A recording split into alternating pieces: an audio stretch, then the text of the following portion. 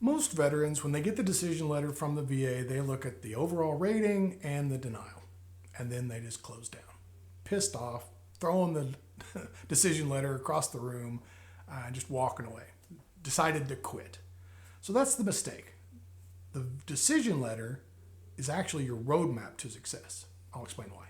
Okay, so there's 3 things buried in that decision letter that you need to read through and understand what they actually mean. I know they're in English, but sometimes they're hard to understand what they're actually trying to tell you.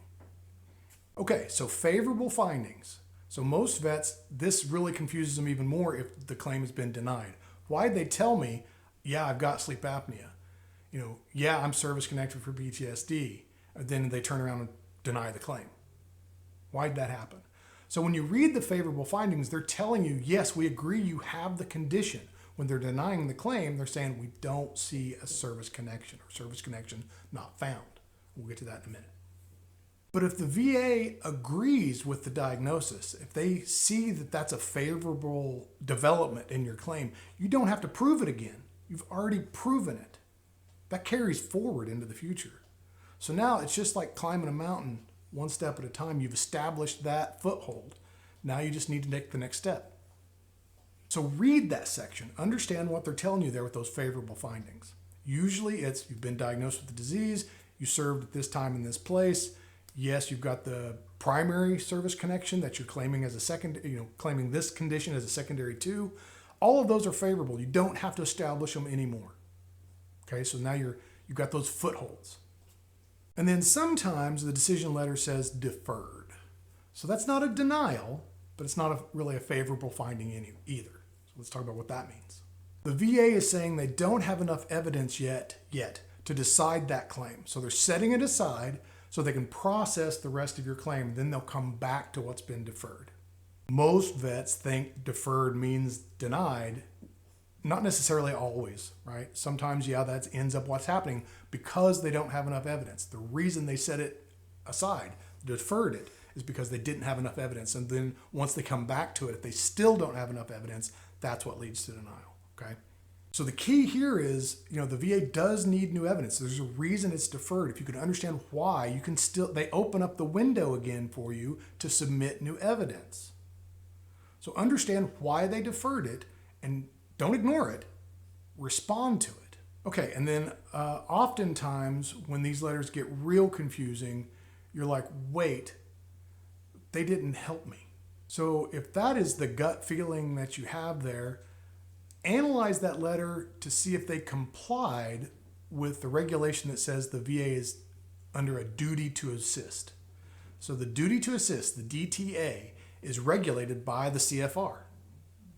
So under 38 C.F.R. 3, subsection 3.159, it says the VA has a legal obligation to help you develop your claim. So that includes setting up a C&P exam if more evidence is needed.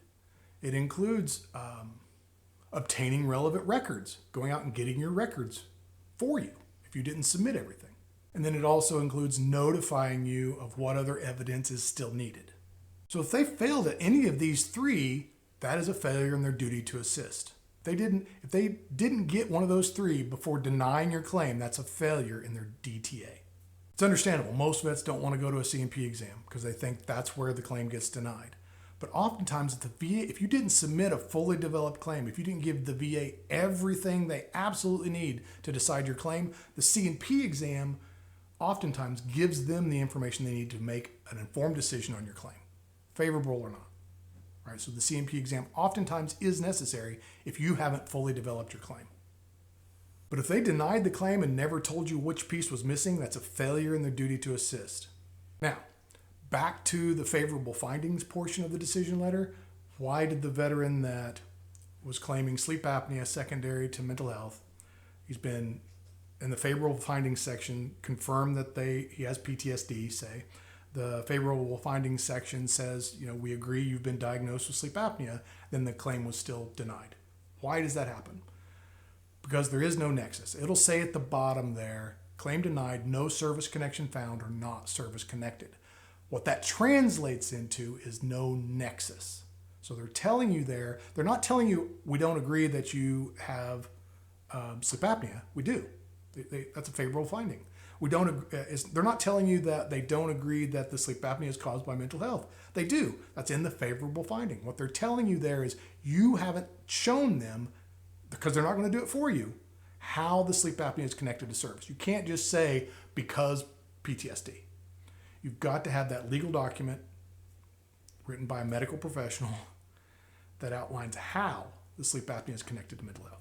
So that's what that decision letter, when you go to the VA and get diagnosed with sleep apnea at the VA, then turn around and file your claim and gets denied, and you're like, what the heck? That's why you didn't provide them with a Nexus. Okay?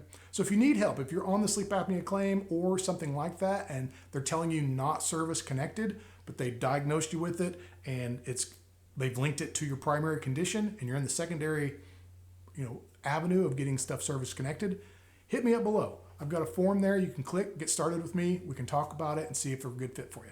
All right. Thanks for watching.